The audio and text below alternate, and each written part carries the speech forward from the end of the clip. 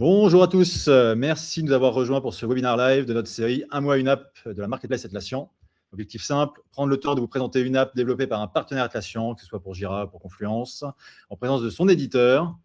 Et qui mieux que l'éditeur pour nous parler de ce qu'ils ont créé et des cas d'utilisation qu'ils ont pu imaginer. Donc, je suis Cyril Martin, je dirige Saveur de Solutions France, partenaire Atlassian sur le territoire français.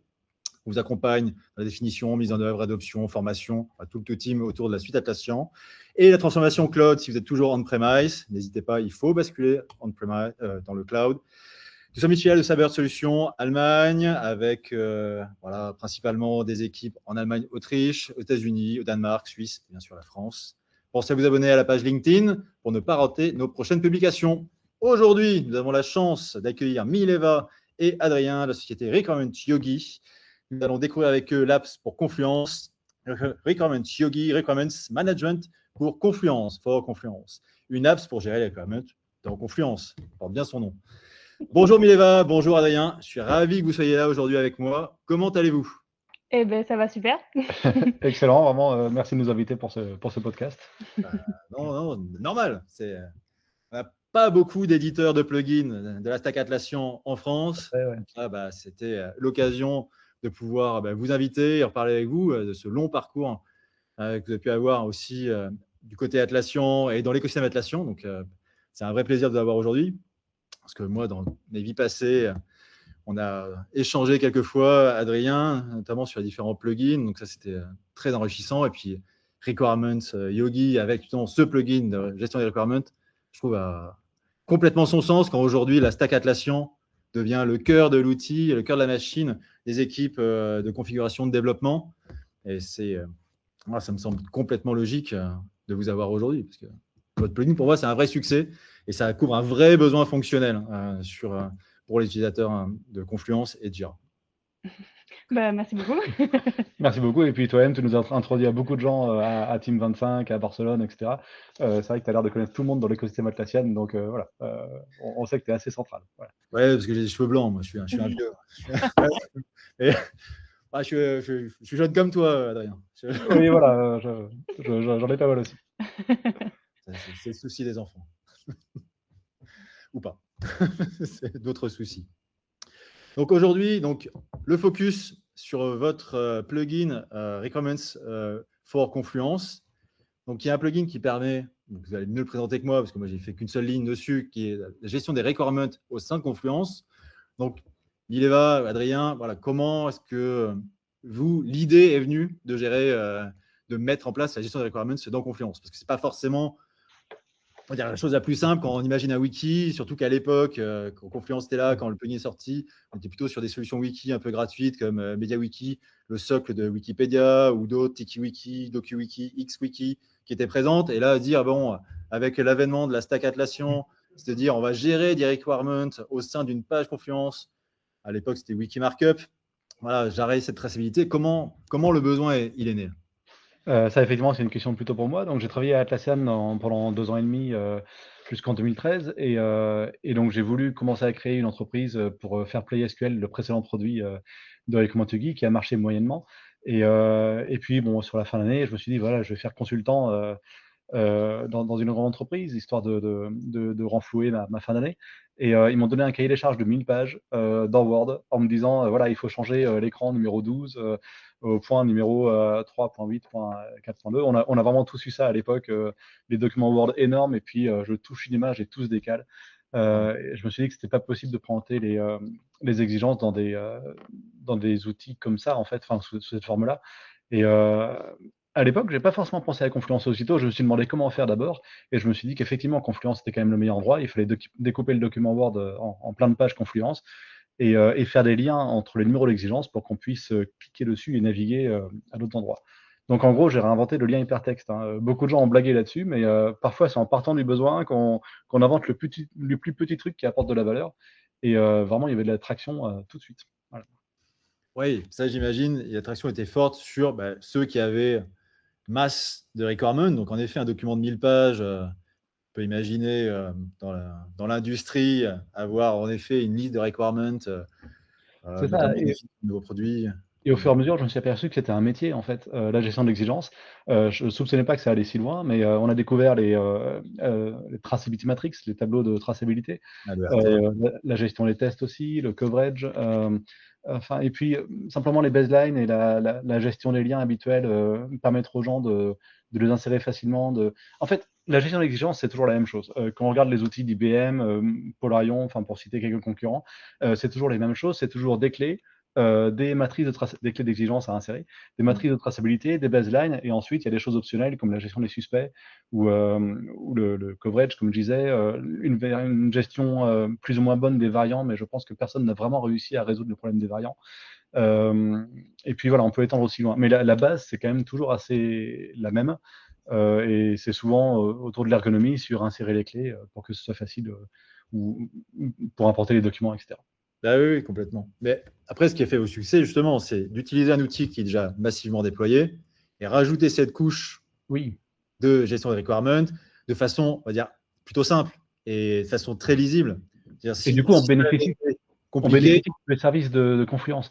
On bénéficie de l'import-export. On n'a pas besoin nous-mêmes de gérer le format de données. Les gens peuvent utiliser d'autres plugins pour faire les table filters, les filtres sur les tables. Donc, justement, l'intégration entre tous ces plugins dans Confluence, c'était vraiment pratique, surtout à l'époque de Data Center, que j'ai programmé du coup. Et puis maintenant, sur le cloud, c'est pareil avec d'autres questions, mais le fait que ce soit une plateforme centrale pour les entreprises, ça aide vraiment à faire progresser un produit. mais ce qui est drôle, avant qu'on passe plus à une présentation un peu globale, parce que là, on parle que de points vraiment très spécifiquement fonctionnels sur le plugin, et là, notamment, le point que je vais lever, c'est la notion de variant. En effet, la notion de variant, pour moi, il n'y a que 2 plugins sur le marketplace autour de Confluence qui les exploitent. Il y a K15T dans son scroll document, qui permet de gérer des versions documentaires, et donc pour avoir en effet différentes branches ou injections de valeur pour avoir un parcours particulier, et finalement le vôtre aussi sur la définition de ces requirements. Mais quelque part, le requirement management se rapproche quelque part du document management. C'est deux mondes qui ont des similitudes en termes de fonctionnalité. Alors, je ne sais pas qui est arrivé le premier avec le variant, mais je trouve ça drôle que… Je rigole parce qu'on a une intégration justement et je pense à Mileva qui n'a pas forcément prévu la démo de la partie de l'intégration avec ça. Ah non, mais non, mais… Voilà. Mais donc effectivement, on s'intègre parce que ils le font bien et on a juste à reprendre leurs variants sous d'autres aspects. En fait, nous, il faut que tu montres le logiciel. Du coup. Oui, bah, attends, on va tasser la main. Mais c'est vrai, mais c'est ça que je trouve intéressant, c'est que en fait, dans l'écosystème Atlassian, ce sur quoi Atlassian s'est appuyé au début sur son développement, c'est vraiment sur l'écosystème et la possibilité de partenaires à venir rajouter des fonctionnalités sur Jira, sur Confluence, et de faire grossir le périmètre d'attaque des solutions Jira et Confluence. Et les synergies aussi entre les partenaires, c'est ça qui est intéressant, c'est que Stéphane de K15T, quand ils ont introduit la notion de variant, de version, il y avait Komala à l'époque qui avait son workflow de validation. Voilà, ils ont travaillé ensemble, c'était en 2011 quand on a discuté ensemble, on a travaillé ensemble sur l'intégration de ce workflow de validation, sur la publication de documents.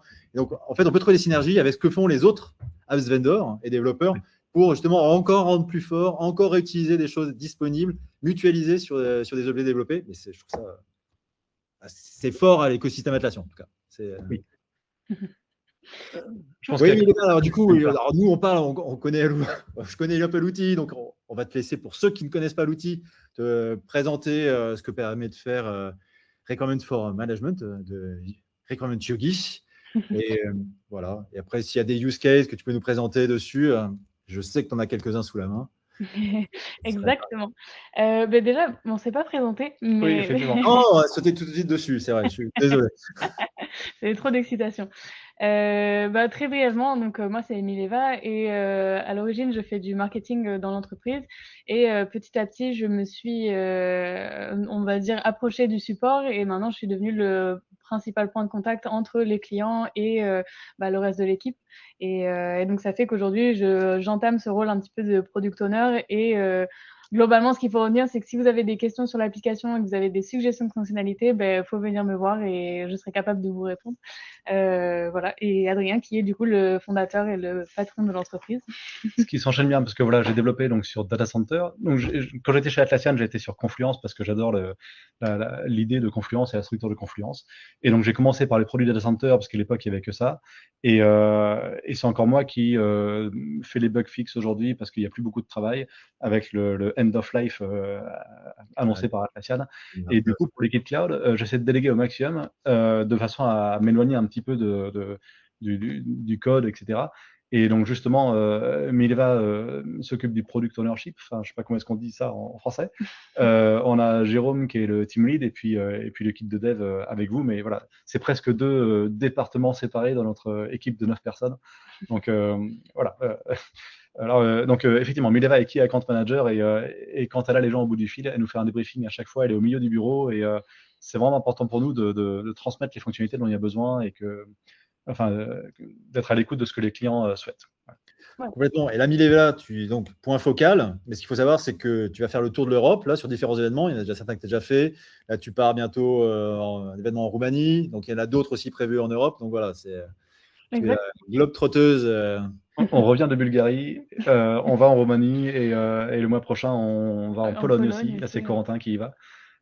Et puis j'ai fait la UG de Paris aussi en mars. Voilà, effectivement, ça a été l'année des démos. Ouais, c'est vrai que c'est un truc, ça, le fait de rentrer dans l'écosystème d'Atlassian, on voit vraiment tous ces événements-là et les gens sont tellement faciles à aborder pour poser des questions, même sur le produit.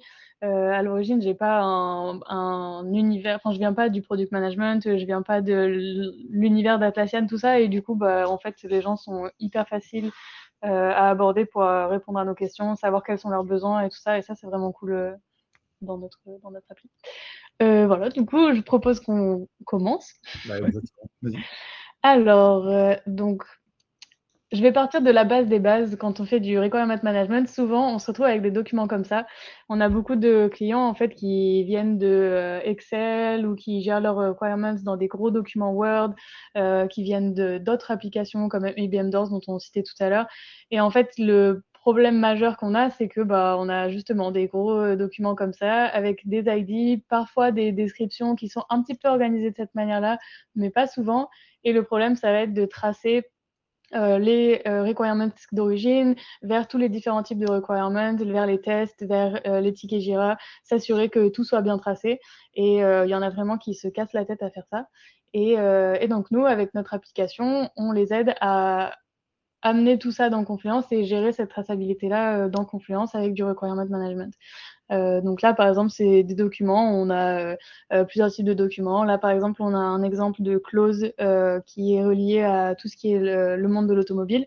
Et donc là, c'est un use case que je vais présenter autour de ça, qu'on utilise aussi pendant les conférences. Donc en fait, ils ont une demande particulière autour de l'augmentation de la distance de freinage d'une voiture automatisée. Et donc, en fait, il faut évaluer quels sont les requirements, quels sont les changements qu'il faut faire, quels sont les impacts, etc. Et donc, on peut voir comment est-ce qu'on arrive à tout ça. Nos requirements... Vas-y, si tu as des questions. Oui, j'avais une question. Rallonger la distance de freinage, ça semble contre-intuitif. On doit raccourcir cette distance de freinage. Hein. Alors, en fait, c'est donc à la base le use case est fictif et après tout ce qui est autour de la structuration des requirements, ça vient plutôt d'un autre secteur qui est le secteur médical, mais pour des raisons confidentielles, on a changé le scénario entre guillemets. Oui. Mais en fait, il y a des tests qui ont montré que en fait, il y a des fois le déclenchement du freinage se fait trop tard par rapport à la distance prévue et en fait, ça viole des questions de régulation et de clauses qui sont nécessaires par des organisations, notamment le ISO 26262. Et donc, en fait, on ne fait pas juste un changement comme ça. On se dit, OK, ce requirement, il faut changer. On l'envoie à l'équipe de dev, on fait les tests et c'est bon. Il y a vraiment plein de choses à prendre en compte pour être sûr qu'on est toujours valide par rapport aux régulations et tout ça. Ah, OK. Ouais, très bien. Donc ça, c'est un exemple de document qu'on peut avoir avec des requirements. Donc, la plupart du temps, on a ça sous forme de tableau. Les petites macros là, ce sont nos macros de définition. On peut, grâce à l'intégration avec Confluence, en fait, on est vraiment très flexible sur la structuration, sur le nombre de colonnes, sur les tableaux verticaux, horizontaux, et sur vraiment toutes les propriétés qu'on veut avoir. Donc là, par exemple, on a différents types de requirements. Ici, on a des systèmes requirements. Là, on peut avoir des requirements plus techniques.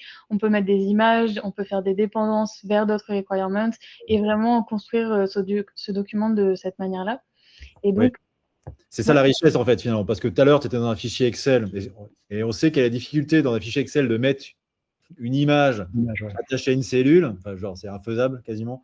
Et il faut plutôt le faire sous Word. Alors que là, finalement, avec Confluence, en effet, on a cette capacité dans le tableau natif de pouvoir mettre des images dans chacune des cellules et donc d'être plus explicite sur une expression d'un besoin ou voire même potentiellement mettre une formule mathématique parce que là, on pourrait très bien, si on voulait avoir un déclenchement qui suit une certaine loi de distribution, on pourrait mettre la formule appliquée en mode latex ou peu importe, en capture d'écran, alors que dans Excel, ça serait une misère sans nom de l'écrit. Exactement, ouais. Et puis plus de formatage des titres, on pourrait mettre une introduction avant le tableau, etc. Oui, c'est clair. Ouais, c'est ça, exactement. Et donc le bénéfice de la macro, qui, comme Adrien l'a dit, c'est vraiment juste un lien hypertexte en fait, si on y réfléchit, c'est qu'en fait le requirement devient un objet et on peut vraiment retracer toutes les propriétés qu'on avait dans la page Confluence avec la description, les images. On peut voir les dépendances qui vont vers les enfants, vers les parents, les tickets Jira, et on peut retrouver aussi ce graphe de dépendance qui permet vraiment de visualiser, ok, mon requirement, c'est ce requirement-là, voici ses dépendances, qu'est-ce qui va impacter si ce requirement change, quoi. Exact. Et puis je vois aussi là qu'il y a référence aux test cases, donc aux 4 tests. Là, il y en a encore référence 0, mais c'est-à-dire qu'il y a aussi ce lien-là sur la prédéfinition et spécification sur la partie à l'exécution des tests. C'est ça. Au niveau du test, on a plusieurs choix d'intégration, entre guillemets.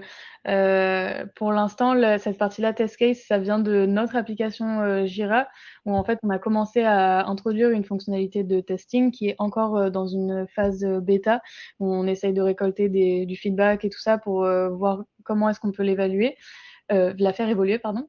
Et après, on a des intégrations avec Jira directement, avec Zephyr par exemple, avec des petites intégrations avec X-Ray, pour vraiment profiter du fait que tout soit dans Confluence et Jira et que tout soit hyper facile, entre guillemets, de connecter avec d'autres applications et tout ça. Excellent. De cette manière.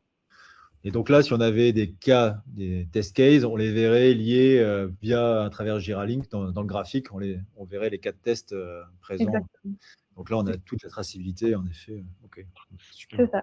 Et après, donc, une fois que tous les requirements sont existants, on a vraiment tous ces objets, on peut aller dans l'application Requirement Yogi. Et là, de la même manière qu'on pourrait naviguer dans une database des requirements, là, on peut le faire. On a un search qui est avec plusieurs queries, c'est-à-dire que on peut filtrer par clé, on peut filtrer par dépendance, on peut dire donne-moi tous les requirements qui ont une priorité critical, par exemple. Donc là, si par exemple, je veux chercher ça, eh bien, je pourrais faire un priority égale must. Oups. Comme ça. Si je ne me suis pas trompée dans la query, ça devrait être bon.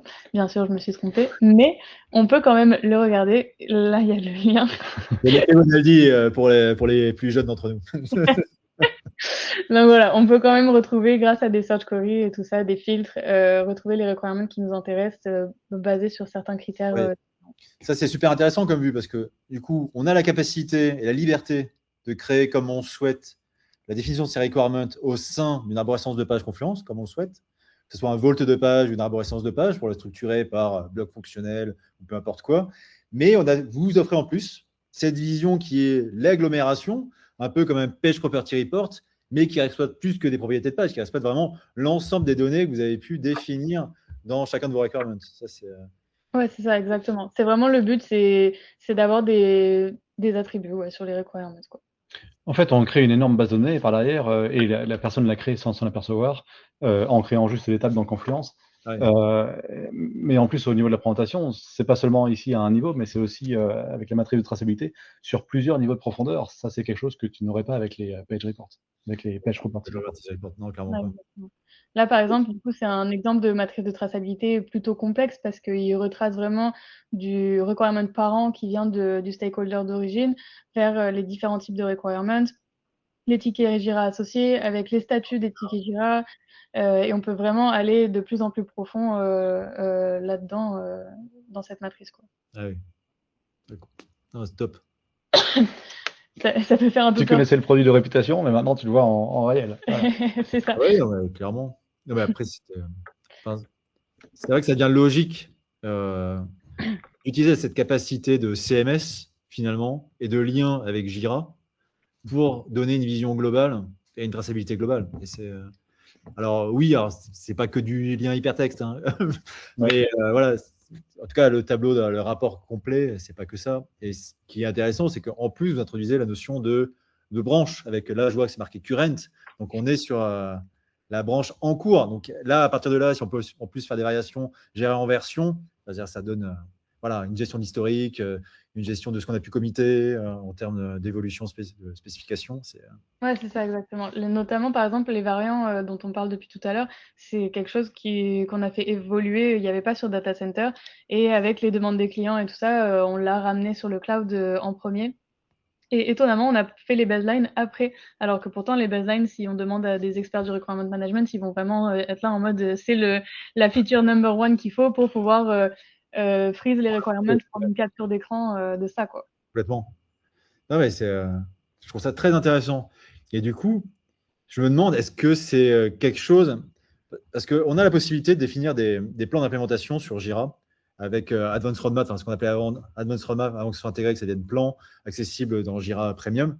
Je me demandais, est-ce qu'il y a aussi potentiellement un lien qui peut être fait avec ça, parce que plan permet de donner une visibilité sur quelles sont nos capacités de production, de réalisation, et avoir le lien avec la snapshot ou la baseline ou tel variant en disant voici l'ensemble des spécifications que l'on souhaite avoir, qui serait présent dans le plan, et on planifie les ressources et on voit finalement quel serait le périmètre fonctionnel. Parce qu'aujourd'hui, ce qui est limitant, je trouve, dans Jira, quand on voit l'ensemble des fonctionnalités telles qu'elles ont pu être exprimées, c'est on fait notre liste, mais on ne voit pas le lien forcément clair de toutes nos spécifications écrites dans Jira par rapport à un BRD issu, versionné ou qu'on a pu valider.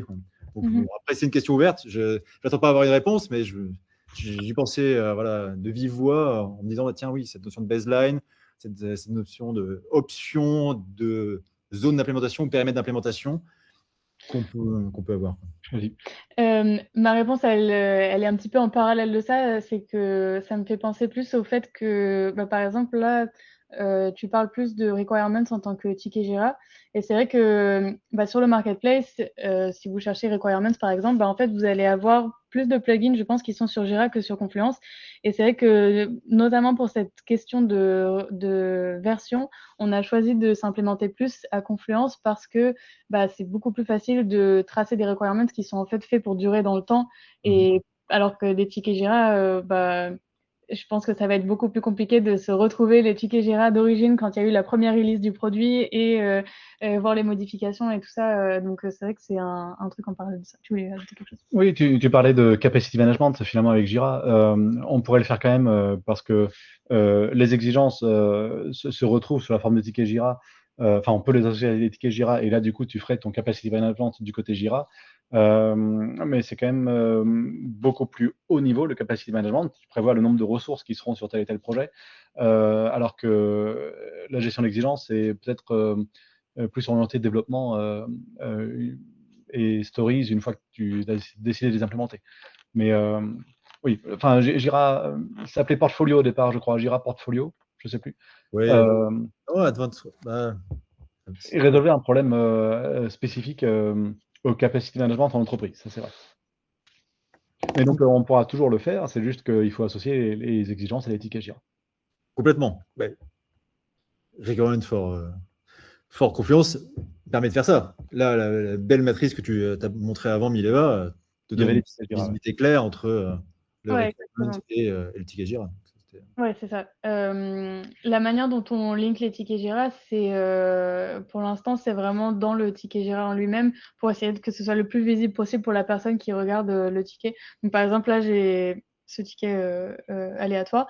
Et donc là, on a la petite section qu'on peut rajouter juste en dessous de la description et on peut chercher quels requirements on veut linker par espace et tout ça. Donc, ça, c'est fort. C'est fort parce que, contrairement à du natif, où depuis Jira, on peut pointer une page à Confluence, là, vous allez pointer un item stocké dans la page. Exactement. C'était effectivement ça le besoin d'origine auquel j'avais répondu. C'était vraiment pouvoir numéroter les lignes d'un tableau. Alors, il y a plusieurs façons de les numéroter, mais en fait, les gens, ils ont des numéros d'exigence. Et une fois qu'on crée ces exigences, elles ont un cycle de vie. Donc, il suffit pas de dire que c'est la ligne 1 à 100. Il faut pour chacun gérer le cycle de vie de cette exigence, quoi. Et donc là, effectivement, on peut voir depuis le ticket Jira le détail de l'exigence. Comme ça, le développeur, il travaille On ne peut pas dire qu'elle n'a pas vu, quoi. Voilà. Non. Alors, on est en train de travailler et d'améliorer l'intégration avec Jira. On appelle ça le Jira Bulk Issue Creation de notre côté. On l'avait sur Data Center et vous êtes en train de le reproduire sur le cloud. Ouais. Encore une fois, avec une nouvelle approche parce que tout est subtilement différent dans le cloud. Et puis, on veut ne pas refaire les mêmes erreurs qu'on aurait essayé sur Data Center. Donc, voilà, vous êtes en train de réfléchir sur comment faire le Jira Bulk Issue Creation et comment associer les tickets en masse du côté Jira. Ouais, c'est ça, exactement. C'est vrai que là, pour l'instant, bah, voilà, on peut linker un requirement à un autre. Depuis Confluence, on peut créer un ticket Jira depuis le détail juste ici, Create Issue. Et donc, le but du Jira Bulk Issue Creation, c'est répondre au use case, par exemple, avant un sprint, j'ai tous mes requirements et je veux pouvoir créer 20 bulk venant de un requirement ou de plusieurs requirements. Comme ça automatise cette partie-là, quoi. Ok. Ouais, en effet. Excellent. Donc, tu as commencé à présenter l'écran des baselines. Dessus, il y avait un bouton Create variant, je crois. Exactement. Voilà. Et c'est là qu'on a l'intégration avec Scroll. Donc, on peut importer les variants depuis Scroll parce que les gens peuvent les gérer à la fois dans Scroll pour la partie gestion de pages et de documents qui font très bien. Et nous aussi, on peut gérer donc, les variants au niveau des exigences, c'est-à-dire qu'elles ont plusieurs variants live en cours ensemble. Oui, c'est ça. Donc, en fait, là, il y a ma branche current qui est toujours créée par défaut et ma branche variant 2. Et en fait, en copiant les pages de Confluence, on peut ensuite les réassigner à d'autres variants. Donc là, par exemple, si je copie mes requirements. Oui, c'est clair, pas besoin de prenter. Oui, ok. Ok, ouais. De cette manière-là. Après, du coup, on pourra les réassigner facilement et donc continuer à fonctionner avec les deux variants de manière parallèle, quoi. Ok. Et ça, du coup, la navigation entre on va dire le current et le variant, ça se fait au niveau de l'interface. Dans la navigation sur la colonne de gauche, vous dites, tiens, je veux me mettre dans cette vision du variant numéro 2 ou dans la vision du current. C'est comme... En fait, ouais, c'est ça. Il y a la possibilité de le faire directement depuis la vue de requirements. On peut switcher de vue facilement. Et après, dans tous les autres écrans de Requirements Yogi, on peut le faire toujours avec cette drop-down, switcher notre vue. On peut le faire aussi avec les baselines qui ont ce petit snowflake juste ici, pour vraiment toujours avoir cette possibilité de voir quels étaient les anciens statuts, quoi. Ouais. Et après, on a la magnifique Modification Matrix qui, elle, te permet de comparer donc plusieurs variants ensemble, plusieurs baselines ensemble, par exemple. On peut choisir de quel type d'informations on veut comparer et on peut bien évidemment, comme les Traceability Matrices, on peut les sauvegarder, les garder pour les partager avec le reste de l'équipe et tout ça. Et donc là, normalement, je devrais avoir des changements quelque part. Tu as copié les pages sans les modifier, donc je ne sais pas sur quelle variante est, mais probablement pas. Et donc, en fait, dès qu'il y a des changements, on peut voir en rouge et en vert ce qui a été changé. Oui, d'accord. Okay. On peut en comparer jusqu'à 5 parce qu'on peut vouloir voir l'historique jusqu'à 5 en parallèle, jusqu'à 5 baselines à la fois ou 5 variants à la fois. Ah ouais, donc c'est pas que entre deux versions, c'est vraiment là tu peux on peut avoir un écran large quand même là. On a été au maximum quoi. Ouais. non, mais on n'est pas obligé d'afficher les détails. Mais ça permet de voir quand est-ce qu'une exigence a été modifiée. Ouais, alors là, ce qui est fort, c'est que là, sur l'exemple qu'on a eu, et je sais que ça, c'est un vrai problème dans Confluence, la gestion des versions. Voilà. La gestion des versions, quand il y a des pièces jointes dedans, c'est toujours problématique parce que comment savoir qu'une pièce jointe a été modifiée ou pas par rapport à une version quand le nom de la pièce jointe a gardé le même nom, ça ne fonctionne pas sous Confluence. Mais là, de ce que je vois, c'est que le diagramme, il est bien différent. Alors, current avec baseline. Pour le coup, je ne sais pas si c'est voulu ou pas. Pardon. Je ne m'étais pas fait la réflexion avant, mais on dirait juste qu'il est copié 2 fois. Donc, voilà. Non, mais comme on ne voit pas le même sur les deux colonnes, moi j'avais le sentiment que, en fait, il y avait, en tout cas, dans votre gestion de version, par rapport à le contenu associé au variant, vous faisiez bien référence à la bonne pièce jointe. Peu importe quel est le bon nom, il y avait une gestion du contexte de quelle version de pièce jointe j'affiche, chose que Confluence ne fait pas en fait dans sa gestion des versions. Ça, c'est le cas, oui. Par exemple, si je supprime l'image ou que je la modifie, oui, là, elle sera marquée en rouge et en vert pour être modifiée. Mais là, je pense que c'est une erreur de rendu. Mais pour le coup, oui, il y aura aussi marqué ça, tout à fait. Oui. Et vous avez été impacté sur la nouvelle façon de gérer les versions des pages dans Confluence depuis la semaine dernière. Là, petit à petit, ça se déploie. Il y a une nouvelle façon de gérer en version. Maintenant, ça apparaît en colonne de gauche, enfin colonne de droite, pardon. Ah ben non, mais Ouais, vous avez tout l'ancienne. ouais, c'est vrai. Voilà, Euh, bientôt. ouais, non, pour le coup, bah, c'est vrai qu'on s'associe pas trop avec le page version de Confluence en lui-même. Okay. Donc ça nous a pas trop impacté. Après, c'est vrai que souvent, on a des clients qui demandent l'historisation des requirements, savoir vraiment à chaque fois qu'il y a un changement, s'ils pouvaient être notifiés et tout ça. Et là, bah, en fait, on les redirige vers Confluence Ouais, qui, un bah, abonnement. voilà, c'est ça exactement. C'est facile de cliquer sur être notifié quand la page est modifiée. Mm. Donc voilà. Et après, on a aussi notre historisation pour tout ce qui est audit et tout ça. C'est vrai que c'est quelque chose qui rassure les clients, quoi. Bah, je pense que c'est même obligatoire de pouvoir, quand on sort l'ensemble des spécifications, de pouvoir dire à l'instant T, voici ce qui a été validé pour la production de tel matériel ou tel logiciel, Mhm. surtout le matériel, je Et pense. voici qui a modifié quoi, ouais. Ouais, c'est ça. Oui, et puis donner en effet cette baseline de ce qui va être produit pour si malheureusement dans le futur il doit y avoir un accident, acter le fait que voici les spécifications qui ont été validées et réalisées. Ouais, Oui. c'est ça, exactement. Donc on a deux dimensions. On a les baselines d'un côté pour faire des photos, mais on a aussi l'historique que Mileva présente actuellement, Ouais. qui est la liste des changements qui ont été faits sur l'exigence, quoi. Ouais, c'est ça.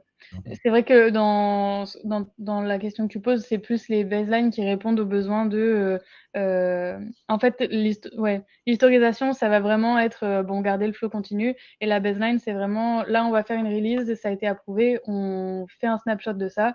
Comme ça, on sait que dans 1 mois, 2 mois, 5 ans, on pourra revenir là-dessus et se dire, OK, ben, en fait, à l'époque, c'était ces requirements-là qui étaient validés, on les a changés, pourquoi est-ce qu'on les a changés, etc., quoi.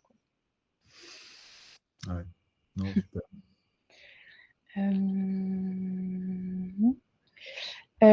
Donc ça, c'était pour les baselines, les variants et l'history. Euh, Il y a aussi d'autres choses qui ont changé par rapport à Data Center, notamment on aimait bien le shortcut pour ajouter rapidement des requirements, parce que bah, c'est sympa d'ajouter la macro dans la page. Je pense que vous êtes tous à peu près familiers avec ça, mais on peut le faire rapidement avec le slash.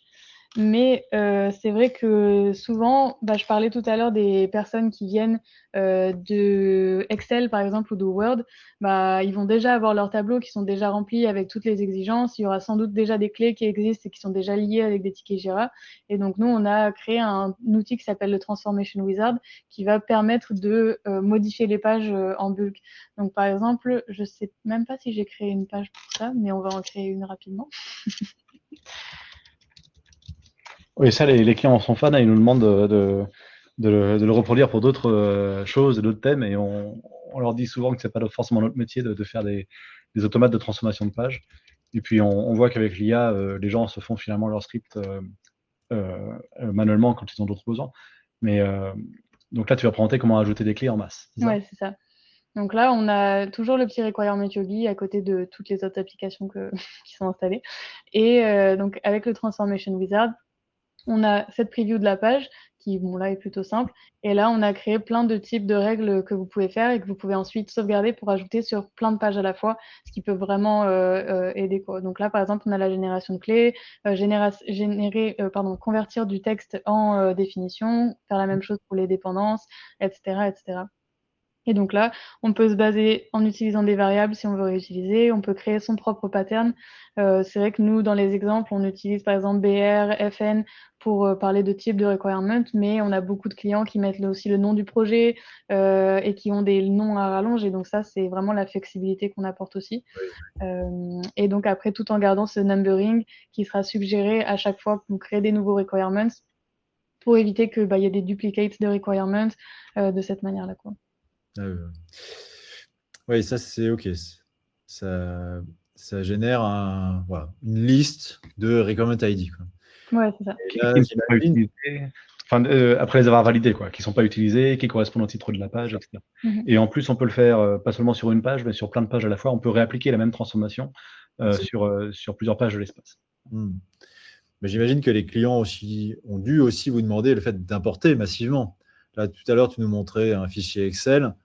Alors, oui, ils ont potentiellement déjà mis, eux, des requirement ID, donc la possibilité de reprendre le requirement ID, potentiellement de les générer s'ils n'en ont pas défini, qu'ils n'ont qu'une liste de fonctionnalités Ouais.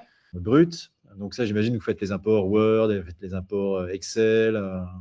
Ouais, c'est ça. Ouais. Alors, Atlassian les fait. En fait, les gens veulent lire dans Confluence les pages, de toute façon. Donc, que ce soit un import Excel, on met toujours ça en tant que table dans une page Confluence, quoi. Parce qu'ils veulent pouvoir les modifier après.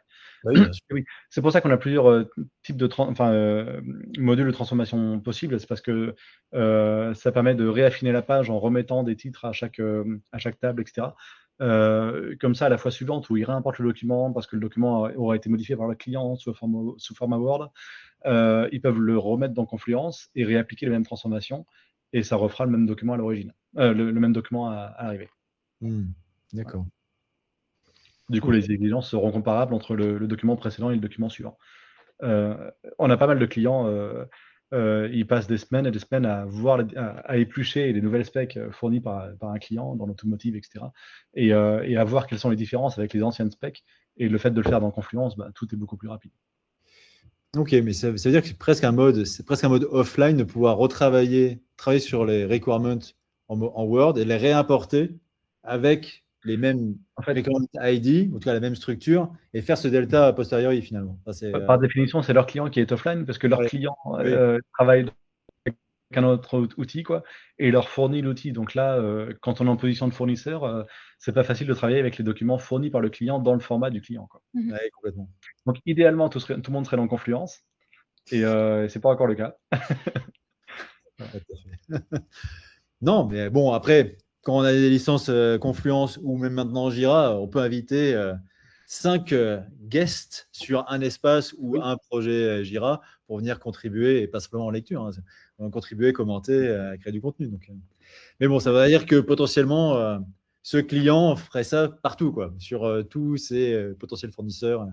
Donc, c'est pas forcément Voilà. facile. Et dans le cas où on travaille sur un appel d'offres, le client a finalement 10 fournisseurs possibles, il est en train d'évaluer lequel de vous est le meilleur. Du coup, on ne peut pas demander au client de faire des choses personnelles pour nous. Donc oui. Voilà. Donc on travaille sur tous ces use cases. Il y a des choses qui sont en cours. Les transformations, c'est assez mature. Voilà, ça, elles sont bien utilisées et ça plaît beaucoup. Ouais. Il y a les recommend types. Oui, c'est vrai, j'ai oublié de présenter les requirement types.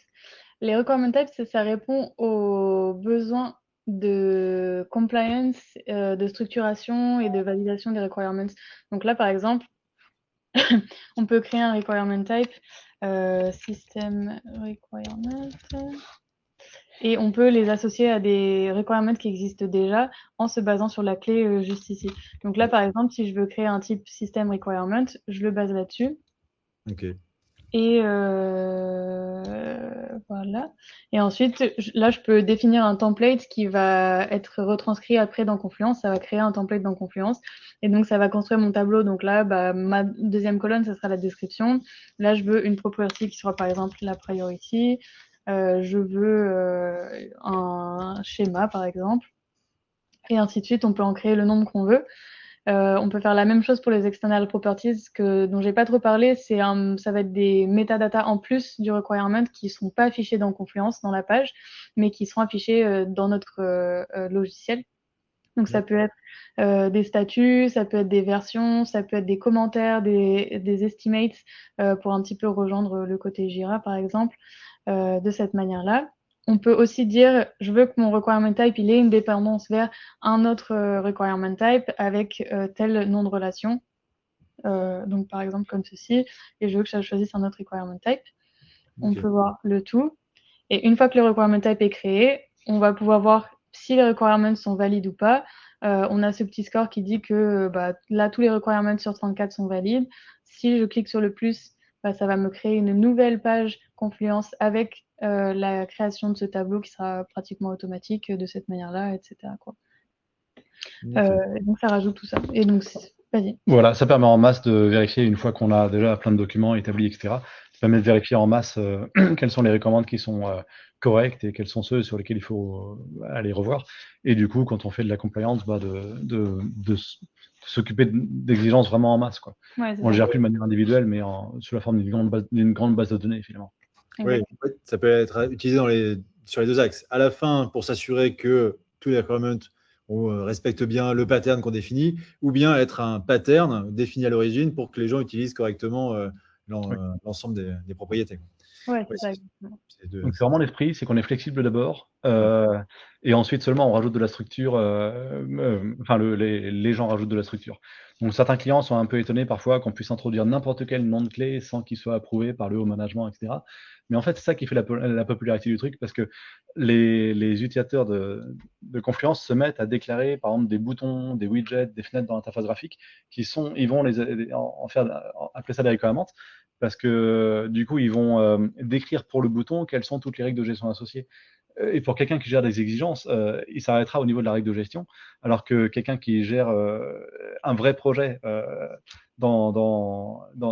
avec des specs, il va vouloir déclarer chaque élément de la UI comme un objet et lui associer toutes les règles de gestion, tous les recommandements de bas niveau qui ont été écrits par le business analyst. Voilà. Donc voilà, c'est justement cette flexibilité qui plaît pas mal. Elle nous joue des tours parce que du coup, quand on veut faire de la compliance, les gens sont trop libres dans Confluence et n'importe qui peut créer une exigence. Du coup, voilà, on a des demandes pour un petit peu plus encadrer la création d'exigences ou la suppression ou le cycle de vie, etc. Mais voilà, ça c'est une autre question. Oui, après, c'est là où tu peux utiliser soit les variantes, soit les baselines en disant j'exclus ces éléments-là, ils en font pas partie parce que pas finalisés ou pas validés. Enfin, je pense qu'il y a pas mal de façons. D'ailleurs, je me demandais, aujourd'hui, quand vous écrivez un requirement,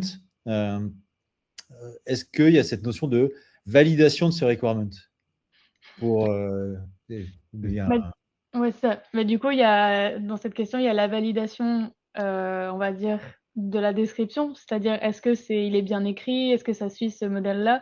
Donc, ça, pour l'instant, nous, on l'inclut pas, mais notamment Rovo, je pense que ce serait le meilleur assistant pour aider sur ça, je pense. Ou d'autres types d'IA, par exemple. Oui, en effet. Rovo, ou après, ça peut être une action manuelle, qui est de dire, voilà, quand il y a un ensemble d'équipes qui rédigent les requirements avec la bonne structure, donc qui aurait été préparée, mettre soit le statut qui est présent nativement dans Confluence, j'imagine il y a peut-être des gens qui utilisent le statut de page, bien que le statut de page, le problème, c'est que c'est sur toute la page, c'est pas sur chaque requirement. Donc, soit tu valides globalement, et en effet, il n'y a pas de finalité aujourd'hui de dire unitairement, chacun, en dehors des règles que je viens de nous présenter, pour dire ça correspond bien aux bonnes règles. En effet, il y a peut-être que Rovo, ou en tout cas une IA qui pourrait repasser sur tous et venir rajouter dans un champ caché de propriété, pourquoi pas, cette notion de validation. Exactement. Nous, c'est vrai que pour tout ce qui est validation du requirement, est-ce qu'il est validé, etc., on va souvent rediriger vers nos external properties qui se présentent sous cette forme-là. Et en fait, c'est une drop-down que vous pouvez customiser en mettant les statuts que vous voulez et tout simplement éditer, approuver, decline de cette manière-là. Vous pouvez le faire dans la matrice de traçabilité quand vous avez toutes vos colonnes qui sont affichées avec les dépendances. Ça peut être une manière simple de le faire. Vous pouvez le faire aussi dans la vue de requirements directement. Ici, on a les external properties. Et donc, si je veux ajouter mon statut qui est juste là, on peut aussi le faire d'ici et le faire de cette manière-là, quoi. Alors, tu voulais peut-être parler des exigences qui sont prêtes, dans le sens qui sont unitaires, qui décrivent correctement, qui sont entières, qui sont testables. Je ne sais plus quel est le sigle qui correspond à ça. Effectivement, on pourrait le tester avec de l'IA, on y pense. Enfin, voilà, c'est des sujets sur lesquels il faut qu'on travaille et on pourrait s'améliorer. Les clients ne demandent pas forcément explicitement ça. Peut-être parce qu'ils travaillent d'abord sur les exigences de haut niveau qui, elles, ne sont pas testables, et c'est seulement celles de bas niveau qui doivent correspondre à toutes ces qualités. Mais effectivement, il y a un niveau d'exigence qui a besoin de remplir toutes ces qualités. Et voilà, on intégrera ça aux recommand types. C'est pas encore, ça n'existe pas encore. Oui, après, non, après il y a plein d'usages et en effet, il y a un moment ce questionnement-là de dire est-ce que mon requirement peut être implémenté et peut être embarqué sans doute et couvre complètement une fonctionnalité ou un besoin à exprimer de façon claire. Mais oui, non, mais c'est. Et du coup, je me demandais sur la partie statut, est-ce qu'on peut utiliser ça comme un élément de filtre pour dire, bah, tiens, je souhaite créer une variant ou une baseline qui s'appuie sur l'ensemble des requirements dans le statut approved ou. Oui, tout à fait. Encore une fois, avec la sort query here, pardon, la sort query ici, on peut faire le filtre pour le statut et récupérer seulement les requirements qui ont le statut approuvé, par exemple. Donc, On peut avoir plusieurs statuts aussi. On peut avoir le statut de testing, le statut d'approbation par les supérieurs. Enfin, il y a plusieurs dimensions. Après, en effet. Comme la liste des statuts, vous pouvez créer autant de statuts que vous voulez. Vous n'êtes pas limité. oui, c'est ça. Voilà. Alors, ça fait la différence avec ceux qui gèrent les exigences dans Jira. Dans ce cas-là, il faut qu'ils définissent un modèle et ils sont bloqués par le nombre de champs de custom fields qu'ils peuvent rajouter. Donc Jira, c'est très très structuré dans ce cas-là. Pour le coup, c'est vraiment plus facile de prendre une photo dans Jira. Par contre, on est beaucoup moins libre. La créativité, elle est quasiment de zéro quand on est dans Jira. Il faut savoir ce qu'on fait, quoi. Alors que dans Confluence, du coup, on fait son tableau, on ne sait pas encore combien il aura de colonnes, et puis on rajoute des propriétés au fur et à mesure parce qu'on en a besoin. Et c'est plus vivant, plus flexible du côté Confluence, quoi. Ah bah, oui, sachant que là, tu parlais de photo côté Jira, ta photo, elle est valide que si tu fais un export de ton résultat de filtre JQL. Dans Jira, tu n'as pas de gestion d'historique de ton évolution du ticket. Donc, Alors, techniquement, il y a un historique. Oui. Et puis, bon, voilà, il y a d'autres outils aussi dans Jira qui font ça. Désolé de parler des concurrents, mais voilà, il y en a Enfin, l'esprit de la plupart des gens, c'est de partir depuis Jira, parce qu'ils sont dans Excel, ils pensent directement à Jira, et en fait, c'est pas forcément la bonne place, quoi. Parfois, on veut s'exprimer, on veut rajouter des infos, des screenshots, des titres, et du coup, c'est plus facile d'écrire ça dans Confluence. Complètement. Et là, aujourd'hui, Mileva, tu mentionnais l'automotive, donc l'automobile qui utilise ça. J'imagine qu'il y a d'autres industries qui utilisent parmi vos nombreux clients, parce que vous avez quand même beaucoup. J'imagine qu'il y a, alors, dans le monde industriel, je pense que vous avez pas mal de clients là-dedans. Est-ce qu'il y a d'autres milieux finalement ou d'autres use cases que vous avez pu voir chez des clients où jamais vous seriez dit, tiens, eux, ils l'utilisent, c'est étonnant, ou ils l'utilisent un peu de façon détournée ou déviée? Bah, en fait, c'est quand même assez varié. Vu qu'on apporte la flexibilité, bah, souvent, nos plus grands, on va dire, axes de clients, ça va être donc l'automotive, tout ce qui est la santé, que ce soit pour faire du hardware ou faire des petits logiciels, par exemple, des petits robots qui vont aider à faire de la chirurgie, par exemple, ou des appareils dentaires ou des choses comme ça. Il va y avoir tout ce qui est finance avec les assurances, les banques et tout ça. On a des très gros clients au Canada, notamment. Et après, il va y avoir tout ce qui est l'aérospace, la défense, des choses comme ça, quoi. Donc, on essaie de pas trop nommer les clients. Oui, c'est des gros blocs, mais en effet, c'est intéressant. Et en fait, finalement, si on devait revoir un contrat, ça pourrait être aussi un ensemble d'un contrat juridique, en fait. On pourrait avoir chacune des clauses qui seraient gérées dans Requirement for Confluence, et on le fait évoluer au gré des négociations, et à la fin, on pourrait sortir, du coup, un contrat officiel composé avec Requirement Yogi. Ouais, exactement. On avait eu un client une fois qui nous avait vraiment présenté ça et en fait ils font vraiment les appels d'offres en fait avec notre application où ils font les estimations de budget et tout ça et c'est vraiment impressionnant de voir tout ça, quoi. Ah oui. C'est là qu'on s'aperçoit que le requirement management, ça peut être énormément élargi et les applications sont infinies. Et là, je transpire en tant que fondateur d'entreprise, c'est qu'il faudrait que j'emploie une personne spécialisée dans chacune de ces verticales, comme dit Atlassian. Parce que voilà, ils ont des besoins subtilement différents. Dans la banque, ils vont vouloir toujours des diagrammes UML et BPMN. Dans le medical device, ils veulent avoir les certifications médicales. Part 11, là, je connais plus les Pour noms, la etc. FDA et tout ça. Voilà, c'est ça. Donc, chacun a des besoins vraiment subtilement différents, mais il y a des choses vachement intéressantes à répondre pour chacun, quoi. Ça ouvre plein de potentiel, en tout cas, et plein de cas d'utilisation. On n'est pas que dans le requirement fonctionnel, On est dans la gestion d'un élément qui, à terme, doit être affiné et doit arriver jusqu'à une validation. Donc là, du coup, ça élargit le spectre, forcément. Exactement. Ouais. Est-ce que tu as d'autres use cases que tu veux évoquer, même si on ne cite pas le nom des clients, mais si on a Non, globalement, je pense qu'on a vraiment fait le tour. Après, j'invite toujours, encore une fois, comme je l'ai dit au début, si vous avez des questions, si vous voulez avoir des démos spécialisées, c'est vraiment quelque chose que j'apprécie faire, rien que pouvoir échanger. Et aussi, il y a toujours plein de petits trucs qu'on peut modifier et arranger comme on veut pour que ça réponde aux besoins. Voilà, la seule chose que je peux dire, c'est venez nous voir au support. Et puis, il peut y avoir des choses que le logiciel ne fait pas encore, mais qu'on devrait faire.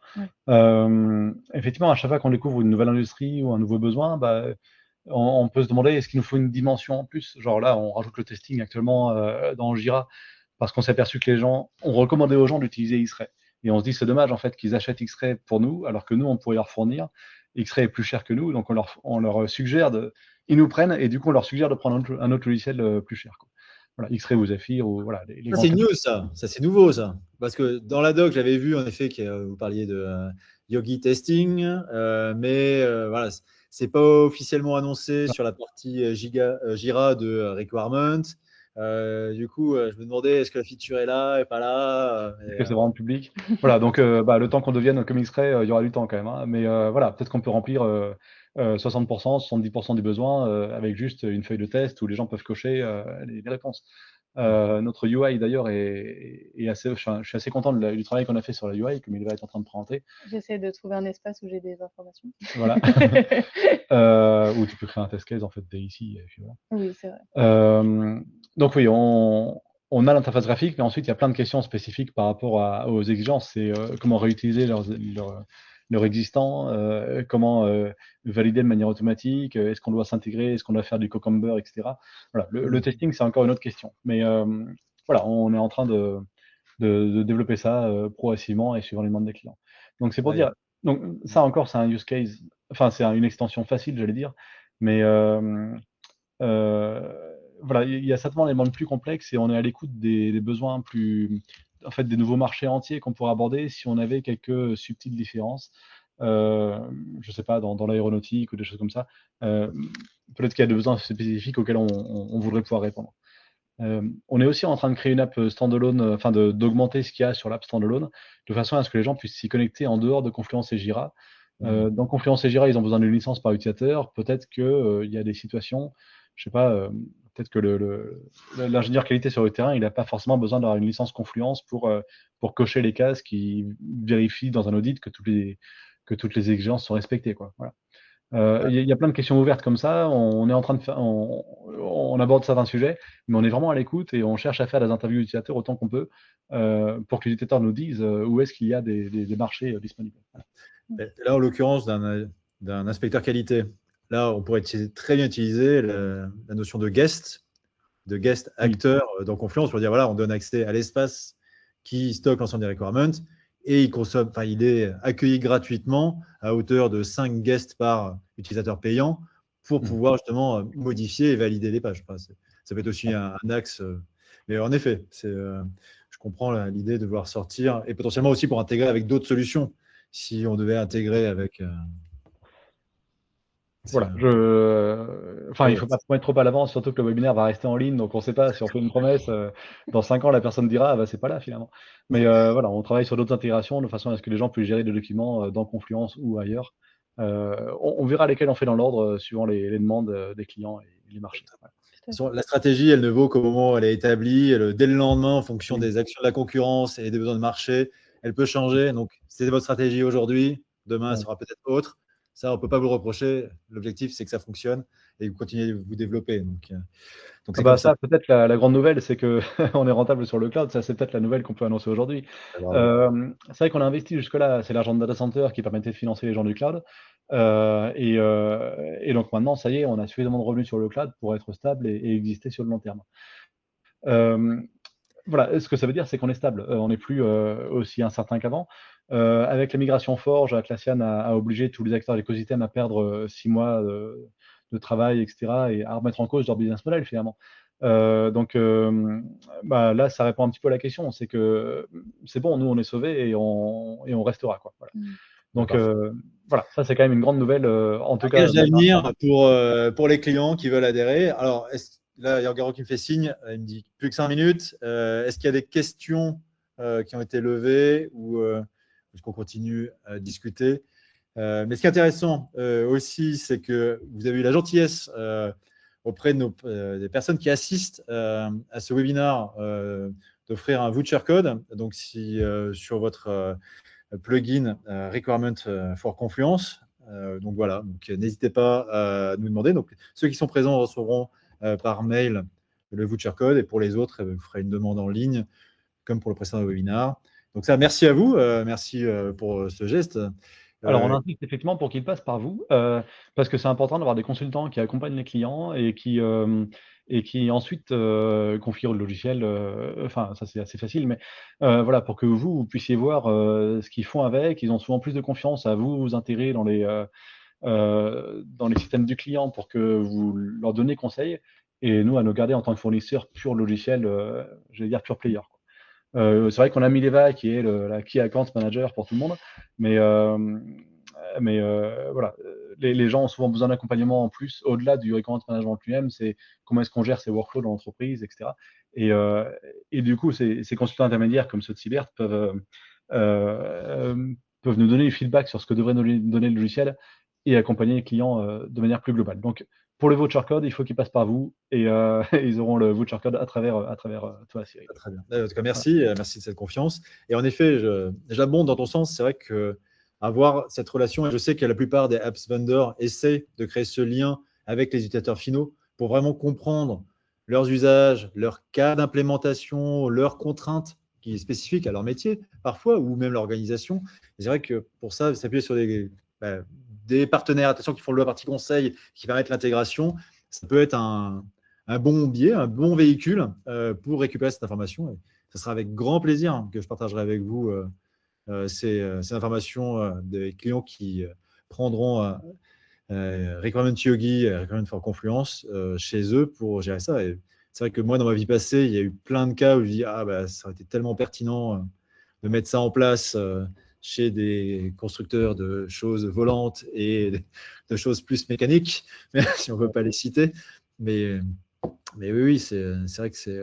Moi, je trouve que c'est quelque chose qui était manquant. Et, là, vous avez trouvé un créneau qui est top, un besoin qui est présent, qui permet de ne pas multiplier les outils, de rester au sein d'une même stack d'outils. Parce que rester au sein de Confluence, finalement, c'est aussi partager l'information auprès des autres collaborateurs, d'avoir une ouverture, une visibilité dessus au sein d'une entreprise. Et je pense que c'est un easy win pour eux, quoi. C'est aussi une GDPR qui est déjà gérée, une gestion de documents finalement qui est déjà gérée dans l'entreprise et intégrée à l'entreprise. Tous les process sont déjà approuvés, donc voilà, c'est juste un plugin en plus à rajouter pour rajouter un détail métier de l'ensemble des process de l'entreprise. Donc voilà, c'est vraiment confortable de travailler pour nous-mêmes, hein. C'est plus facile de vendre sur le marketplace d'Atlassian que si on était une app standalone. Voilà. Complètement. C'est vrai. Merci beaucoup, Cyril, pour cet accueil. Ouais. Merci à vous, c'était avec grand plaisir. Au plaisir de vous revoir sur un prochain salon, un prochain stand, peut-être cette année à Amsterdam, du coup, en octobre, si vous venez, à l'occasion, ou avant sur d'autres événements. Je ne manquerai pas de passer à votre stand, vous faire un petit coucou. Et, merci encore, merci pour ce voucher code, merci pour ce temps, pour cette présentation. J'espère que ça a été plus clair pour ceux qui ne connaissaient pas cette app. Si vous avez des questions, n'hésitez pas à me contacter, à contacter Mileva aussi. On sera à grand plaisir, on vous répondra. On pourra vous aider. Bon, il n'y a pas eu de questions qui ont été postées là, sur cette session, mais ce n'est pas grave. Si on a qui arrivent a posteriori, je transmettrai à Mileva les questions. Avec plaisir. Je vous souhaite une bonne après-midi. Merci encore. Profitez bien du grand ciel bleu, des grandes chaleurs qui nous frappent actuellement sur la France. Oui, merci encore pour ton accueil. Ça fait plaisir de faire des conférences. Ouais. Voilà. Clairement. Merci. Merci. On se revoit la semaine prochaine, dans un mois, avec un plugin de chez Elements. Donc voilà, restez abonnés.